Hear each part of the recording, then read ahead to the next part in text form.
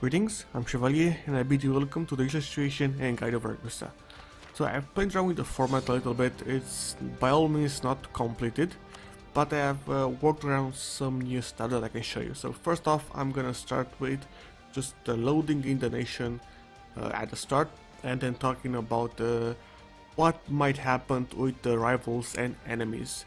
And I'll first talk about diplomacy, then go to the cash, and go to our primary stuff. In the later weeks I'm gonna try to build it up in segments and try to work from there, but still it's a work in progress. As you know, work in college is really bringing my my work speed down to a crawl. Now let's delve into diplomacy a little bit. As you can see here you have three rivals: Albania, Bosnia and Serbia. Sometimes you have only a rival in Serbia, and sometimes you have only a rival in Serbia and Bosnia. Right at this point in time, as you can see, you have all three of them, so that is what usually happens in the worst case scenario. Right, in the easiest scenario you'll just have Serbia and perhaps Bosnia as well. But remember that as Ragusa you are actually guaranteed by the Ottomans, so you're gonna be safe. Now, a secondary option here. You might actually not have any rivals, though it's highly unlikely. At the same time, you are safeguarded and you're going to be able to become an HRE quite fast depending on your alliances. Your primary alliances, I recommend going into Hungary. As you can see, it's quite easy to get an alliance with Hungary, and they're going to join you against against Venice quite fast. So that should be your primary target of attack. We're going to talk this in part 2 with the expansion guide. Secondary alliances will perhaps be Aragon, but primarily you have to focus against Venice and then focus against Aragon later on. So any other enemies of Venice and Aragon should be your allies. So for example, Castile, Burgundy, Portugal for some reason right now, although it's quite unusual for Portugal to rival Aragon. But yeah, these are the primary stuff for diplomacy here. Let's delve into cash. As you can see right now, you are OPM. Unfortunately for you, you have a center of trade here, so you're gonna gain a decent amount of cash. You gain 8% from the 1.5 ducats, quite small, but you'll gain more once you move to Venice in the coming days. The coming years, the coming years, when you actually take Dalmatia, you're gonna instantly move to Venice because it's cheaper, to say the least. Now, cash wise, you're not gonna be able to get an advisor. You're quite screwed, to be honest. You are quite bad, although you have the fleet, which I recommend keeping down for the time being, and you'll have to maximize your force limit as well on your military, so that's gonna be a problem there as well. But overall, you are quite screwed until you actually gain more land. Nothing much more to say here. For trade, we already talked a little about there. You are in Ragusa primarily, then you're gonna gain Venice, then moving to Genoa, and pretty much try to gain all of Genoa, all of Venice, then all of Genoa, so that you can gain a huge amount of cash from these two trade nodes. Primary should be Genoa, and secondary should be Venice, so you should probably collect from Venice with the trader. Other than this, you'll probably focus on moving into Constantinople for the mid and early game. I don't foresee aggressive expansion simply because you are OPM and it's quite difficult for you to expand. Although you are safeguarded at the start of the game, expanding earlier on is quite difficult. You have no estates, and you have no vassal as well. Quite annoying, but later on, because you are a merchant republic, we'll talk about this in the government tab. So you have 265.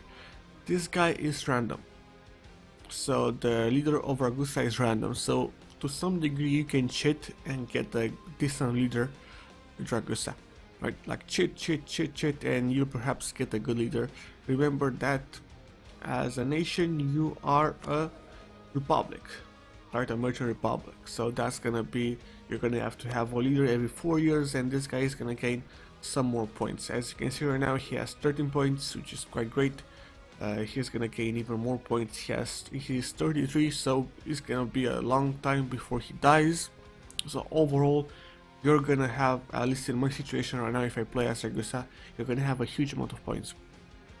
Here I recommend going for admin focus because you need to get ideas quite fast. You have a decent amount of admin point generation, diplo point generation, military point generation, so that's gonna be fine as well. If you look at your capital as well, you'll see that you have grasslands with center of trade, so that will mean that you'll be cheaper in improving your overall development. So some points there should be moved to improving your overall power in your overall development in Ragusa, so you can actually build a quite huge capital. It'd be nice if there were farmlands. Unfortunately, they are not. Yeah, unfortunately, there are pretty much no farmlands around this area here. Though the Wallachia region has like 3 farmlands, it's quite excellent for developing nation here, and they have some advantages there. But yeah, that is it for the court tab. Let's go into government here. Into government, your merchant republic, as I said before, you have the +1 merchant and caravan power plus 33%. You are a duchy, and you cannot change from your government. At the same time, you'll need quite a lot of development to move to a kingdom. There are no decisions. There are decisions, sorry, to form Croatia. My bad. You're gonna change to a kingdom, so that's gonna be good as well if you actually form Croatia. We'll talk about this later on when you reach the decisions tab. Other than this, remember that you're gonna lose Republic tradition by the amount of states that you have after a point, amount of provinces that you have after a point. So be careful of that as well. Other than this, there's not much more to say on the government tab here. We already talked about diplomacy, economy, and trade. Let's talk about technology. Your Eastern Tech, which is gonna give you an extra state when you actually have them. The Cossack state once you move to the steppes around this area here. For the institutions, you have currently, you have feudalism. Come on, mate. You have feudalism. You're gonna switch quite easily to the Renaissance as soon as possible because you're close to Italy, and that's gonna be great as well. You're probably gonna have a province in Italy at the same time. With your low diplomacy, I would say that it's gonna be quite easy for you to actually, for example, take Verona and even actually provoke the Renaissance with a little bit of luck in your own lands. So keep that in mind as well. Let's talk about the technology groups, technology itself. Admin Tech, you should probably save points using the modifiers here and try to get it as soon as possible so you can have the first idea. And same goes for Diplo. I recommend saving points on Diplo here, so that you can actually get the ideas faster. For military, same stuff. Try to use the modifiers here so you can save more points. Take it if you want to go to war or if you feel threatened. There are some other ways if you want to go for military idea first. I'm going to tuck this in the idea tab, but this is the primary way if you are a new player or a medium level player. For a high level player, it's recommended you go for a military idea first. So for ideas here, there are, well, a couple of options on national ideas, but let's go into Ragusan ideas here. So you have the trade efficiency and trade power abroad. Trade efficiency is good, it's gonna allow you to get more cash. Trade power abroad again is gonna allow you to push more trade, and that's gonna be even better. Although primarily you'll want actually military based ideas, and trade ideas are not that great, but still they're better than nothing, or a mix of bad ideas. You have the yearly navy tradition, not that great. Again, it's gonna allow you to get more cash and better navies, but navies usually are better in bulk, like just build tons of navies and use them. For domestic trade power plus 20%, again, more trade, more cash. Probably you're gonna have to go for mercs to some degree, like with this huge amount of cash. Diplomats is quite nice. The naval force limit is gonna be quite good as well if you want to control the Mediterranean and fight England in the late game. It's gonna be quite good. I would say it's gonna allow you to have more cash, especially if you want to go for the New World Conquest, which is doable if you are somewhat good of a player. Though it's quite quite difficult because you're OPM at the moment. At the start you're OPM, and it's gonna be quite difficult for you to gain a huge amount of lands. Shipbuilding time and ship cost, if you don't like it, it's quite useless. I mean, shipbuilding time, although it's gonna save you some points, some time, it's gonna save you what?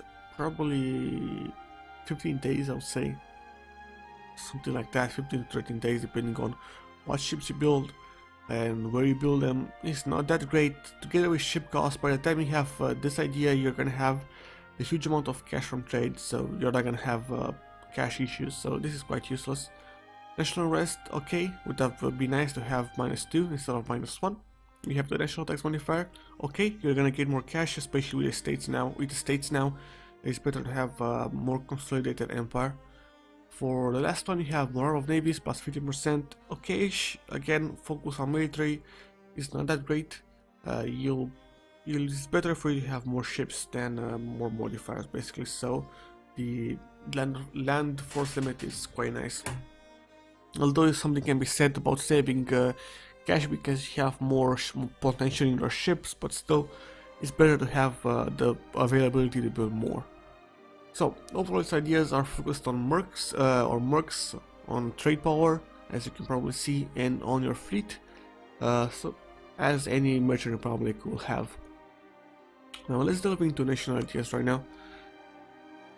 There are a couple of options. Primary will be land expansion with influence admin, followed by either a military idea, religious ideas, or humanist idea, whatever floats your boat.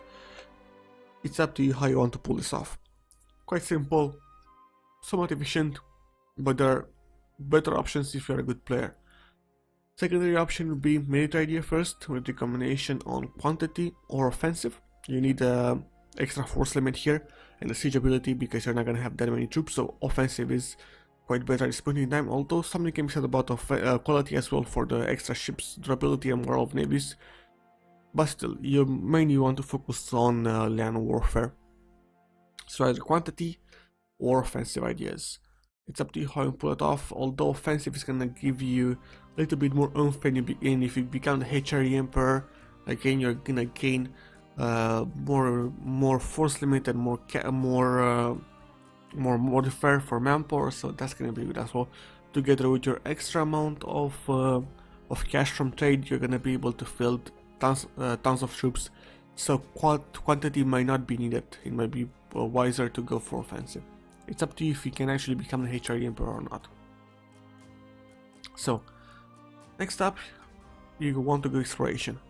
That means that you'll want to actually expand to this side, through the Papal State, to Aragon, to Castile, to this side. This will require allies, intelligence, manpower, and patience. As with any expansion on this side, as in Bosnia, Serbia, the Ottomans, you'll need patience, you need to have the right opportunities. For example, at this point in time, Aragon is most likely gonna ally France, which is gonna be quite a lot. It's gonna bring you in quite a lot of problems when wanting to attack Aragon, because they're most likely gonna ally themselves. Yes, they're gonna no, they want land, so they're not gonna ally themselves. But there might be some situation when Aragon allies Austria or anything of this sort. Yeah, for example, Aragon might ally Austria because of their same rivalry with Burgundy, so that's gonna be problematic. If you look at here, you'll see that. Come on, mate. They're friendly, so most likely Aragon is gonna have an alliance with Austria, so that's getting problematic. Although you can ally Austria yourself and declare war on somebody else, and then declare a separate war on Aragon. There are plenty of options there that you can actually scurb around and win, but still, you need to have this right opportunity and right parameters to actually move into the new world as OPM as Ragusa. Followed by, I'll say, influence ideas and admin ideas, then perhaps religious, humanist, whatever floats your boat. But usually it's land expansion as a secondary, so you can actually expand at a lower cost if you don't have good leaders. Other options will be to go exploration first, though it's not that useful, I'll say, although you might be able to gain what's it called, the colonialism in your lands. If you're lucky enough, or you have a big capital here, depends on your luck as well to get colonialism. But for you to get to waste an idea slot, especially the first for you to get an institution, it's not that smart. So that is for ideas. Let's go into mission decisions. As I said before, you can form Croatia. You need to own Zagreb, Dalmatia, Versailles, Slavonia, and Lika. So basically this region here together with Dalmatia. So you pretty much have to own all of the Croatian, almost all of the Croatian cultural lands. Like, it's gonna be problematic, but you might have to fight Hungary. It's gonna be hard, to be honest, for you to form. Sorry, quite tired Friday night. Honestly, a lot of tired. It's gonna be quite problematic for you to form Croatia, because you have to fight Hungary, and Hungary is gonna have an alliance with Austria, so you're gonna have to become quite big before you can actually form Croatia. Although you're gonna gain new traditions and ambitions, and that's gonna change. They're gonna be nice. I honestly have no idea what those are. To be honest, I haven't. Yeah, because I have never actually managed to form it in the early game as Ragusa, because there's a lot of fighting to do, and well, a lot of fighting to do, to be honest. So you have the cavalry compatibility, naval force limit modifier plus 15, cav compatibility plus 10. You have the literacy upkeep, not that great. Trade steering plus 10%, not that great, I would say. National tax modifier plus 10%, decent. For defense and loss over through feint, okay, shall say, quite crap. Aggressive expansion impact minus 50%, admin tech cost minus 10%, infantry compatibility plus 10%, and prestige decay minus 1 max. So overall, they are not that great. I will actually probably want to stay at Ragusa if you actually take this in mind, simply because the trade ideas from Ragusa are better. Although you gain some more military stuff with the cav compatibility and the infantry compatibility, the extra trade together with being the HRE is gonna give you tons more troops. And remember that you're gonna have to switch to a kingdom, and that might actually expel you from the HRE. Keep that in mind as well. Now, already this year, pretty standard stuff for Catholicism, some flavor events with the Ottomans and some trade events with Dalmatia that are primarily those stuff. Other than this, there is nothing that I want to say on mission decisions. Next we'll talk, right, you can actually take this mission at the start. It usually actually happens every game. So you can actually have an instant siege against Venice here, and use Hungary here for attacking Venice. Stability expansion quite standard. Reduce the exhaustion when you feel the need to. Do stability to 1. Here I recommend going for the native repression policy. Nothing more to say here. On religion, you are Catholic. You can become the HRE Emperor. You can become the papal control. Although at this point in time you cannot actually invest in the Curia. So keep that in mind as well. Now, for military, you have a force limit of 7. Try to build it up with 1 more cav and 1 more inf. You are also Eastern, so you remember that you can actually hold 60% cav compared to infantry. So keep that in mind as well. For your naval force limit, I recommend building nothing at this point in time.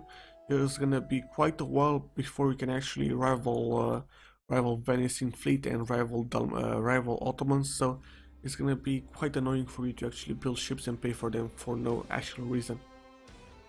And that is it for basically initial situation of Ragusa. They are small, they are safeguarded by the Ottomans in the early game, and they can expand quite easily into this guys, and Venice as well, and expand into Italy quite fast, especially the Papal State, and gain a decent amount of development in those regions. Yeah, I'm Chevalier, hope you enjoyed this guys, and I'll see you next time. Ciao.